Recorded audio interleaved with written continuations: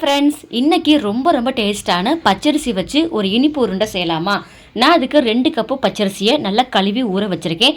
குறைஞ்சது ஒரு 7 மணி நேரமாவது ஊறணும். தண்ணி எல்லாமே நல்லா வடிச்சிட்டு ஒரு 20 நிமிஷம் கத்தடியில் காய வச்சு எடுத்துக்கிட்டேன். இப்போ மிக்ஸி ஜாரில் சேர்த்துக்கிட்டேன். இது கூட 2 ஏலக்காய், ஒரு சின்ன துண்டு சுக்கு சேர்த்து நல்லா எந்த அளவுக்கு அரைக்க முடியுமோ நல்லா அரைச்சிட்டு 4 கப்பு மாவுக்கு 1 கப்பு ஜீனி சேர்த்து நல்லா இந்த மாதிரி அழுத்தம் கொடுத்து நல்லா அமுத்தி விட்டு போட்டு மூடி வச்சுட்டேன். கரெக்டாக பார்த்தீங்கன்னா ஒரு 5 to 7 மணி நேரமாவது கண்டிப்பாக இருக்கணும். இப்போ பாருங்கள், சூப்பராக நல்ல ஜீனி எல்லாமே நல்லா மெல்ட் ஆகி வந்திருக்கு. இப்படியே நம்ம உருண்டை பிடிச்சி சாப்பிடலாம். நான் இது கூட ஒரு 1/4 கப்பு தேங்காய் துருவல் சேர்த்து நல்லா கலந்து கொடுத்து உருண்டைகளாக பிடிச்சி வச்சுக்கிட்டேன். ரொம்ப டேஸ்டியாக இருக்கும். இந்த உருண்டை பார்த்தீங்கன்னா வளைகாப்பு வீடுகளுக்கு கொடுப்பாங்க, ஏஜ் அட்டன் பண்ண பிள்ளைங்களுக்கு கொடுப்பாங்க. எல்லாத்துக்குமே சூப்பராக இருக்கும்.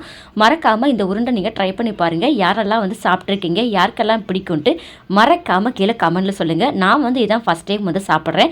இந்த வீடியோ பிடிச்சிருந்தா லைக் பண்ணுங்கள்.